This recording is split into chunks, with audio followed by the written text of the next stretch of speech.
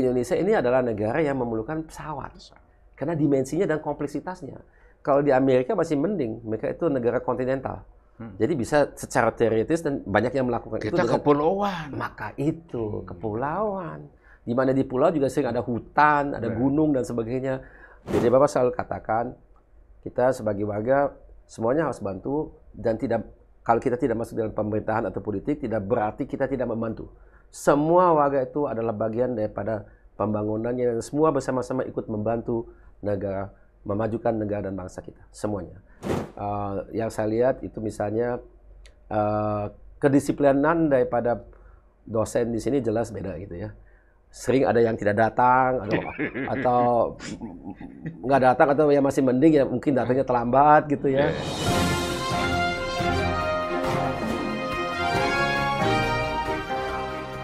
Jumpa lagi di ruang publik bersama DDM pada tamu istimewa sekarang, Pak Ilham Habibie. Selamat siang, Pak Ilham. Apa kabar? Alhamdulillah sehat-sehat saja. Terima kasih. Terima kasih. Anda ini mulai dibicarakan banyak orang. Kenapa ya? Iya, tidak tahu. Biar itu yang mau dibicarakan ya. Tapi saya kira ada sesuatu memang yang menarik dari Anda. Nah, tapi kita cerita yang santai-santai dulu lah. Boleh. Nah, boleh. Orang pengen tahu sekarang Anda di mana, ya sehari-harinya, kemudian tinggal di mana, gitu sekarang, dan apa sehari-hari. Mau hobi atau apa lah. Mengerti. Pertama, banyak orang tidak tahu bahwasanya saya sebetulnya orang Bandung. Oke. Saya memang lama tinggal di luar negeri. Totalnya 33 tahun. Di luar negeri. Di Jerman maksudnya. Dan Amerika. Jadi saya di Jerman 31 tahun dan di Amerika 2 tahun. Jadi saya lahir TK sampai S3 semua di Jerman, kerja di Amerika, baru pulang ke Indonesia dengan umur 33 tahun. Waktu saya pulang ke Indonesia dari luar negeri, saya pulangnya ke sini, ke Bandung. Oke. Karena saya bekerja di sini, di PT IPTN waktu itu. Yang sekarang namanya PT DI, atau Dirgantara Indonesia. Secara paralel, saya juga mengajar di ITB dulu. Kemudian saya juga memang, rumah di sini, ada anak yang lahir di sini, semua anak saya pernah sekolah di Bandung. Saya banyak keluarga di sini, baik dari pihak bapak maupun ibu, karena dua-dua orang tua saya almarhum, mereka dulu masa rematanya di Bandung. Mereka berkenalan di Bandung, mereka menikah di Bandung, kakak dan adik mereka banyak yang di Bandung, jadi memang bagaimana ya? Ya orang Bandung lah. Banyak akar di sini. Biarpun saya bukan orang Sunda ya, karena orang tua saya, ibu saya orang Jawa, bapak saya, ibunya orang Jawa, bapaknya orang Bugis Gorontalo. Soal Sunda itu ada dua klasifikasi kategori. Ada orang Sunda secara biologis, yaitu yang lahir di Tatar Sunda, di Bandung, Tasik, dan lain sebagainya, Jawa Barat. Kedua, ada orang bukan Sunda tapi Nyunda. Nah, gitu. Saya udah pernah dengar. Kelihatannya Anda itu. Nyekolah, nyantri, Nyunda. Itu yang trilogi itu kan yang penting. Iya. Jadi Anda termasuk mungkin kategori ada kedua. Sedikit akulturasi. Akulturasi. Iya, ada lah. Saya biarpun saya tidak lancar dalam bahasa Sunda, tapi mulai mengerti beberapa istilah gitu ya. Tapi memang lama tinggal di sini itu benar. Saya banyak teman yang asli orang Sunda atau juga lama tinggal di sini, banyak sekali. Sekarang Anda posisi di? Saya tinggal di Bandung. Ya. Bukan pekerjaan? Sebelum saya memutuskan untuk maju, saya memang boleh dikatakan pengusaha. Saya juga kadang membantu teman, misalnya sebagai komisaris utama atau penasehat sebagai profesional. Dan ketiga, saya aktivis di organisasi. Dan saya juga pernah mendirikan sekolah dan universitas. Tapi saya tidak menjalankannya, saya hanya di yayasan. Ya, itu ada yang profesional yang menjalankan. Jadi ya banyak sekali hal yang saya lakukan, tapi akhir-akhir ini saya tidak lagi menjalankan apapun dalam posisi eksekutif. Semuanya non-eksekutif. Diserahkan lah ya. Saya serahkan kepada entah profesional atau partner, atau keluarga. Ya, di antara tiga itu ya. Anak saya yang paling besar, dia kebetulan sudah punya umur di mana dia bisa mulai aktif juga di organisasi atau perusahaan yang saya pernah dirikan atau yang saya pernah besarkan. Gitu ya. Jadi saatnya Anda sekarang menjadi figur publik. Ya. Yang berwacana di publik, dikenal publik, ya. Dan ingin memberi sesuatu kepada publik. Betul sekali. Dan itu ada alasannya. Karena Bapak harus bayangkan, saya ini pulang ke Indonesia dengan umur 33. Sebetulnya saya sudah ada kehidupan yang lumayan nyaman di luar. Saya udah punya rumah, saya udah punya karir, saya udah punya gimana ya, jadi masa depan. Sebenarnya Anda itu bisa dibilang brand drain itu bisa ya, artinya ada brand balik ke Indonesia. Ini brand balik ke Indonesia, bukan tetap tinggal di situ. Bukan brand drain, brand gain. Oh, brand gain itu ya. Kan, ya betul gitu, betul. Ya. Tapi yang begini, sebenarnya itu, kan itu bisa ya, dia itu tetap kerja di situ. Saya terus aja itu kena pendidikan dari orang tua. Memang Bapak dan Ibu selalu mendidik saya bahwasanya saya kalau sudah jadi orang, jangan lupa mohon pulang ke Indonesia untuk ikut membangun negara dan bangsa. Dalam kapasitas apapun, mau sebagai pengusaha, profesional, aktivis, akademi, apa saja. Jadi Bapak selalu katakan, kita sebagai warga semuanya harus bantu, dan kalau kita tidak masuk dalam pemerintahan atau politik, tidak berarti kita tidak membantu. Semua warga itu adalah bagian daripada pembangunannya, dan semua bersama-sama ikut membantu negara, memajukan negara dan bangsa kita, semuanya. Dengan jalur dan kapasitas mereka masing-masing. Ya, jadi kalau saya sekarang pindah jalur, jadi saya dari semula yang tadi saya gamakan, sekarang masuk ke bidang yang public service atau juga politik, itu sebenarnya pindah jalur, tadi tujuannya sama Pak. Jadi buat saya itu politik dengan tujuan. Saya ada tujuan. Ya itu saja sepertinya. Ya. Tujuannya kan. Dan buat saya situasi hidup saya sudah memungkinkan ya, karena saya sudah dalam umur di mana saya kira sudah lumayan banyak pengalaman di Indonesia juga. Di Indonesia juga ya. Kalau saya misalnya puluhan tahun di luar negeri, tidak pernah tinggal di Indonesia kan susah. Tapi sekarang sudah sudah hampir 30 tahun di sini gitu ya. Itu udah lama juga. Jadi dan juga di mana saya bekerja itu bisa saya lepaskan kepada orang lain. Bung Irham, Anda kan 32 tahun kan di Jerman itu. 31, ya. 31 tahun. Iya, betul. Coba deh cerita pengalaman pengalaman selama di Jerman saat remaja, saat kemudian Anda memilih disiplin ilmu, keahlian, kemudian sampai bekerja kan di sana. Iya, betul. Jadi begini Pak, pertama saya itu besar di Jerman, di mana Jerman itu masih sangat bule gitu ya. Kalau kita lihat zaman saat ini di tahun 2020 ke atas atau sekarang ini ya, kalau kita lihat saja tim sepak bola Jerman begitu berwarna-warni gitu ya. Iyalah, ada orang turunan Turki, ada yang orang hitam, orang mana, orang banyak lah. Tapi Jerman semuanya ya. Dulu itu mana ada, semuanya bule ya. Tahun 60-an, 70-an, wah semuanya bule. Nggak ada, Jerman itu dulu beda, sangat homogen. Sekarang sangat heterogen ya. Di mana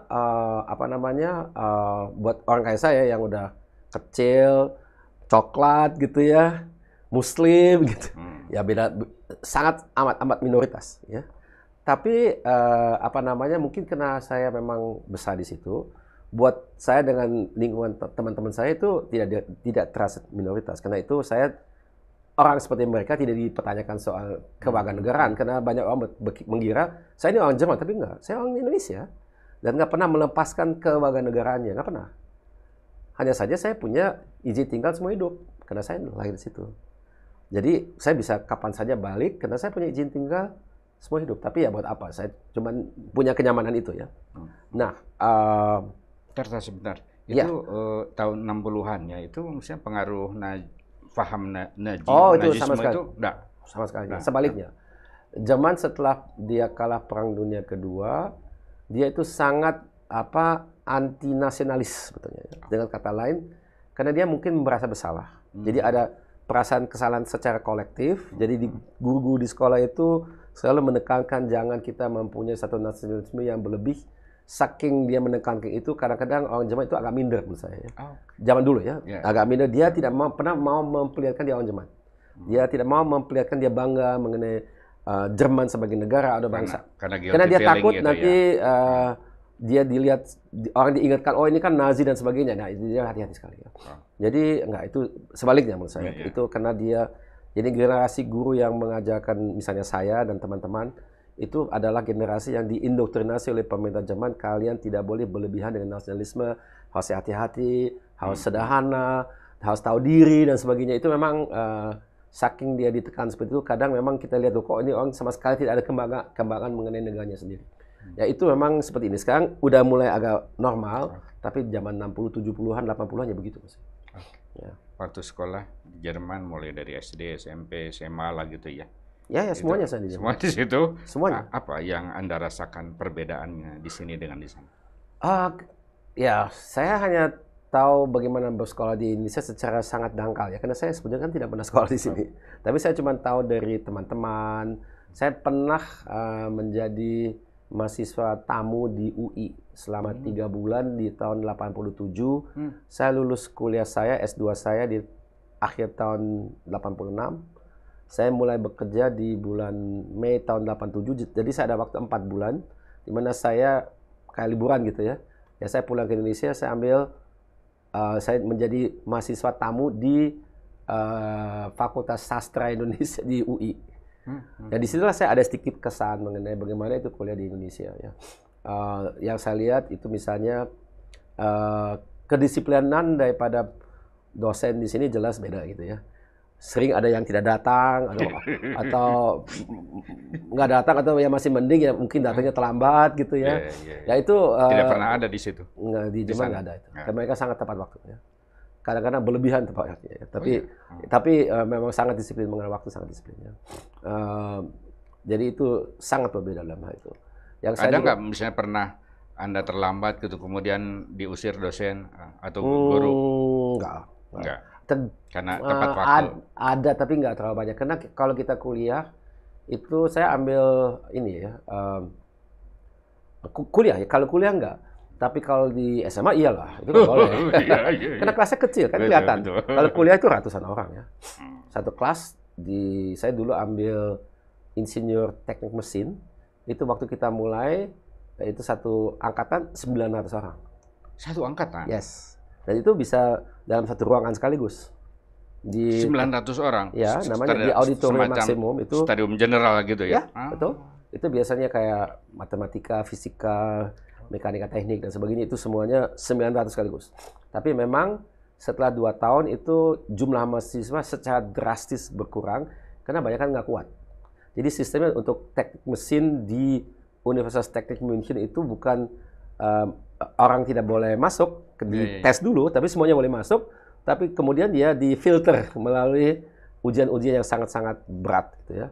Jadi setelah 2 tahun, gitu. Ya sistem gugur. Tapi kapasitasnya memang memadai ya, karena dia memang bisa 900 orang mulai kuliah bisa. Tapi lazimnya setelah 2 tahun berkurang 500 menjadi 400, bayangkan. Jadi dari 2 orang, 1 udah pasti gugur. Memang ada yang nggak begitu serius, mungkin dia lagi cari yang lain, jadi dia karena dia nggak ada kuliah lain, dia iseng masuk ke teknik, tapi dia lihat, wah ini berat, dia keluar. Jadi sistemnya seperti itu dulu, ya. Agak berbeda. Sejak kapan Anda punya sahabat, teman-teman Jerman yang dari cukup? Kecil. Sejak kecil? Dari SD, sampai sekarang saya masih punya teman dari SD di Jerman. Nah itu yang juga yang saya lihat, tapi saya kira di Indonesia juga mirip ya, kalau kita punya teman dari kecil seringkali masih sampai kita tua ya punya teman terus itu. Berinteraksi. Iya, tergantung bagaimana kita sebagai manusia merawat pertemanan persahabatan kita. Waktu kuliah. Waktu kuliah masih ada banyak teman, kuliah, SMA. Maksud saya teman dekat. Ya teman dekat. Satu saat misalnya Anda ya kelihatannya nih garis Jerman. Maksudnya dari gender yang lain gitu. Oh ya tentu ada yang saya suka di situ, ya pasti. Ya. Sempat pacaran? Ya sempat. Ya itu ada apa namanya hukum alam gitu ya. Ya saya kira nggak bisa dihindari gitu ya. Meskipun orang Asia atau Indonesia, Anda kan gagal juga. Nggak ada masalah. Nggak apa-apa. Ya. Kenapa Anda tertarik sama siapa namanya? Boleh nggak? Wah. Udah lupa lagi. Ya enggak, tapi ya. Enggak. Ya. Tapi kenapa ya nggak ada pilihan? Kan nggak ada orang Indonesia sama sekali. Semuanya Jerman gitu. Berapa tahun itu? Berapa lama deket? Nggak lama, paling setahun 2 tahun gitu. Tapi waktu itu kan niatnya serius kan gitu. Ya kalau kita teenager ya serius apa sih kalau teenager gitu. Teenager namanya ya. Oh, iya. Ya. Satu jurusan atau enggak ini maksud saya waktu SMA. Oh, waktu SMA. Iya, satu sekolah gitu ya. Satu sekolah. Kadang juga lain sekolah gitu ya. Bukan satu waktu kelas. Mahasiswa juga atau waktu udah ganti juga. Atau masih? Enggak, beda, kan beda kota. Oh, beda kota. Saya di Hamburg, besar di Hamburg sampai dengan lulus SMA, kemudian saya lanjut kuliah di München. Itu cukup jauh ya. Kayak Jakarta, Surabaya, sejauh itu ya. Jadi maksudnya tadi waktu di SMA punya pacar, waktu di universitas juga punya pacar juga yang baru. Gitu. Pernah ya. Tapi waktu saya di universitas saya juga pernah punya pacar di Indonesia. Jadi saya berkenalan dengan seorang di Jakarta, kemudian kuliah di Jerman juga? Tidak, di Jakarta. Jadi cuma ketemu kalau liburan gitu. Oh, ya. Tapi susah ya kalau kita hanya ketemu sekali 2 kali setahun, ya biarpun beberapa minggu, tapi habis itu balik lagi ke Jerman, ada tulis-tulis surat. Dulu kan nggak ada email, nggak ada WhatsApp, nggak ada internet, tulis-tulis surat aja gitu kan. Ya. Jadi bayangin dikirim per pos bisa seminggu 2 minggu. Nah, kalau dengan yang itu sekarang jadi itu enggak? Maksudnya? Istri yang sekarang itu? Oh bukan, itu lain lagi. Saya kenalan, saya kenalnya memang di Jakarta. Setelah saya setelah balik atau? Bukan, setelah saya selesai kuliah. Saya udah mau mulai kerja, jadi waktu itu sudah ya tinggal nunggu saya mulai kerjanya. Iya, jadi saya ya di akhir tahun 86 saya berkenalan dengan istri saya saat ini, kemudian 1 tahun kemudian menikah. Ya, hanya ada waktu 1 tahun ya. Jadi saya sudah kerja, tapi saya berkenalan di mana saya pas lulus belum bekerja. Waktu selesai kan kuliah kan kerja tuh. Yeah. Itu waktu itu bidang apa? Siapa? Anda kerja di Jerman. Oh, saya kerja sebagai pengajar dan peneliti di universitas. Oh, dosen maksudnya? Ya kayak dosen, tapi belum S3 kan bawa S3. Belum S3. Ya. Oke. Ya. Tapi ya memang saya kerja di situ sebagai peneliti dan pengajar. Saya dipekerjakan oleh universitas, jadi dapat gaji, dapat semua fasilitas yang diberikan kepada semua orang yang bekerja di universitas. Pasti gaji dosen di sana jauh lebih besar daripada di sini. Iya, jauh lah ya. Jauh, tapi juga tidak terlalu jauh beda dengan kalau seandainya saya kerja di industri. Mungkin kurang 10%, 15%. Itu. Ya, tapi nggak jauh beda dan diberi kemudahan. Jadi ada misalnya asuransinya lebih murah. Karena di zaman itu kalau kita bekerja, kita wajib punya asuransi kesehatan. Tidak boleh tidak. Itu sudah kalau kita bahkan kalau kita hidup di Jerman tidak boleh tinggal di Jerman tanpa ada asuransi kesehatan. Semua harus punya. Kalau nggak dapat visa, nggak dapat izin tinggal, harus ada. Berapa tahun tuh waktu itu? Maksudnya? Sebagai dosen? Saya lebih dari 6 tahun. 6 tahun? Ya, lebih. Lalu kan tadi pindah ke Amerika tuh. Itu setelah jadi gini, kalau di Jerman kita itu ambil S3-nya bukan kuliah namanya. Kita membuat karya ilmiah. Karya ilmiah itu tentu perlu adanya alat. Perlu adanya misalnya komputer. Atau perlu ada eksperimen. Saya ini mengambil di bidang mekanika fluida. Untuk itu perlu ada misalnya kalau kita bereksperimen ada terowongan angin. Oke, ini satu alat yang besar sekali. Disertasi saya buat di bidang simulasi komputer untuk simulasi aliran fluida di sekitar sayap. Ya, aerodinamika. Untuk itu perlu komputer yang besar sekali, yang mahal sekali. Jadi kalau saya ini mau membuat penelitian itu dengan uang saya sendiri, ya nggak mungkin. Terlalu mahal. Saya tidak punya uang seperti itu. Tentu pemerintah. Jadi kita sebaiknya memang disarankan bekerja di satu institusi yang mendanai itu karena tema dari disertasi kita itu sesuai dengan bidang mereka. Mereka tertarik dengan hasilnya. Jadi seolah ada kolaborasi atau ada kesepakatan antar kandidat untuk S3-nya dengan tesisnya dan dengan tempat di mana dia bekerja. Kebanyakan di universitas, tapi bisa secara teoritis bisa juga di industri. Ya, tapi tidak banyak di industri. Banyakan di tempat penelitian atau juga di tempat akademia seperti di universitas. Kalau kita di Indonesia kan, kalau PTN mereka juga selain daripada mengajar, dia juga ada penelitian seringkali ya. Ya. Hmm. Kan di Indonesia Tridharma kan. Ya. Yang membuat Anda pindah ke Amerika apa? bekerja karena saya kerja di Boeing. Oke. Sebagai insinyur. Maksudnya akselerasi karir yang lebih baik gitu ya? Pertama kan, di industri kan beda ya. Karena kalau di zaman saya bekerja di akademia sebagai pengajar dan peneliti, kemudian saya pindah ke Amerika karena saya kerja di sebagai insinyur. Dengan catatan ada kerjasama di antara Boeing dan IPTN waktu itu. Jadi saya berada di Boeing dan saya digaji di Boeing, diberi job oleh Boeing, itu sebetulnya dalam koordinasi kerjasama di antara IPTN dan Boeing. Dan bukan saya saja, itu ada puluhan orang IPTN dikirim ke Amerika, dia bekerja di situ untuk 2-3 tahun, kemudian pulang ke Indonesia dan bekerja di sini, membawa pengalaman dan pengetahuan mereka untuk memperkuat IPTN. Ada macam ya, kolaborasi industrial. Ya. Di Amerika berapa tahun? 2 tahun. Ya. Di Boeing itu ya? Di Boeing itu. Full kerja di situ, habis itu pulang ke Bandung. Jadi karena saya langsung bekerja di IPTN. Kalau boleh bangga, apa persepsi katakanlah kolega-kolega di Jerman waktu itu tentang kelebihan Anda, termasuk misalnya teman-teman di Boeing waktu itu? Oke. Cara mereka memandang Anda kira-kira gitu lah. Oke, pertama orang Jerman ya, saya kira kalau banyak dari kolega-kolega saya itu, dia dulu mantan mahasiswa saya. Saya dulu itu dikenal sebagai seorang dosen yang mampu mengelola banyak sekali mahasiswa sekaligus. Kita kan, saya dulu ada bisa 10 mahasiswa lagi buat tesis sama saya. Tesis untuk S2 gitu ya. Dan ya saya nggak tahu, saya ada seperti cara untuk mengelola mereka, atau memimpin mereka, membina mereka, jadi bisa banyak sekaligus. Jadi mereka mungkin, karena di awal mereka skeptis, karena saya kan bukan orang Jerman. Jadi dari segi penampilannya aja, kadang ya saya ingat, saya dulu ngajar mekanika fluida, saya itu umurnya bisa sama dengan mahasiswa saya. Karena saya relatif cepat selesai, mahasiswanya juga seumur dengan saya. Mereka mulai biasanya dengan umur 20 baru kuliah. Kenapa? Karena di Jerman itu 13 tahun sekolah, kan? Bukan 12. Jadi dia mulai katakan dengan umur 6 plus 13 kan 19 selesai. Kemudian orang Jerman berkewajiban untuk wamil, wajib militer. 1,5 tahun minimal. Jadi katakanlah 1,5 tahun. Jadi dia selesai dengan 19 plus 1,5 tahun, 20,5 atau 21 tahun. Katakanlah 21 tahun baru mulai kuliah. Karena 13 tahun sekolah, terus 1,5 tahun wajib militer. Yang laki-laki gitu. Kalau di di teknik mesin kebanyakan laki kan. Dari 900 mahasiswa yang kuliah mungkin paling 10 yang wanita.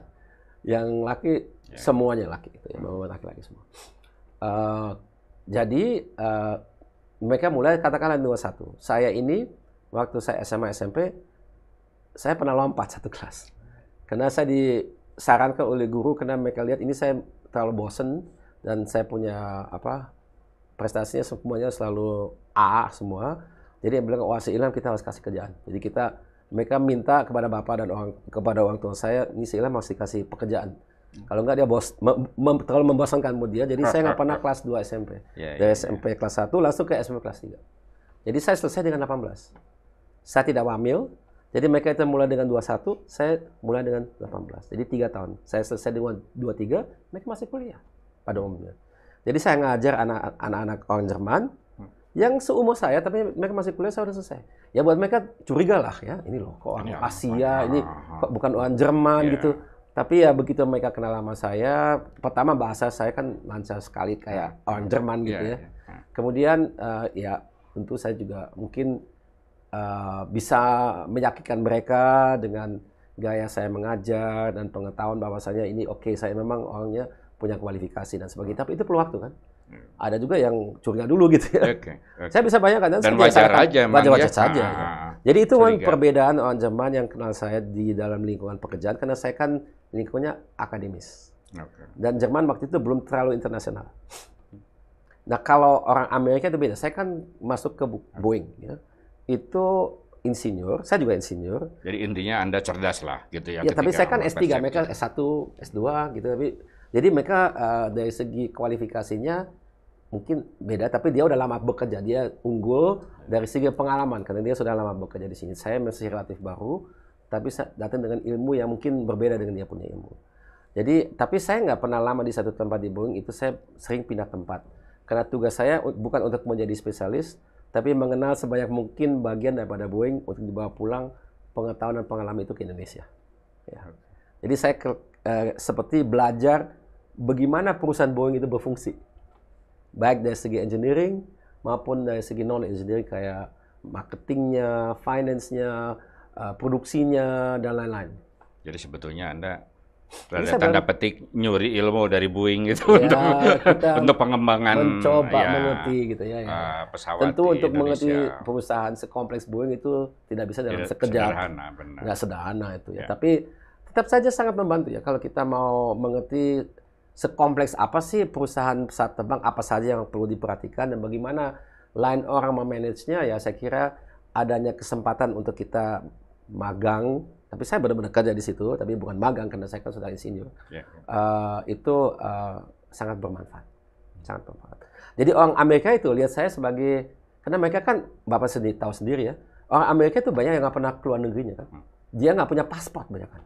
Jadi saya itu sebagai orang yang dari Eropa, dia bilang Jerman, banyak pikir itu masih kayak Nazi beneran gitu ya.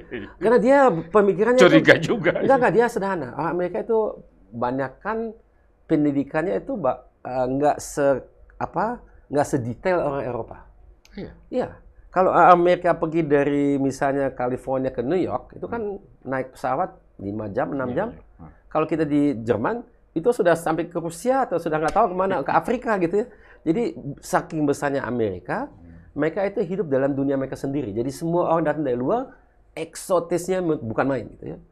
Karena buat mereka yang eksotis, misalnya ada negara bagian tetangga, ini kan Seattle itu kan di Washington State, yang tetangga misalnya Oregon atau Idaho atau yang lebih jauh lagi, itu buat mereka sudah eksotis. Apalagi dari lain benua, apalagi orang dari lain benua yang sebetulnya bukan dari situ tapi dari asing. Wah, buat mereka udah. Tapi itu memang saya bilang mengenai apa yang rata-rata ya.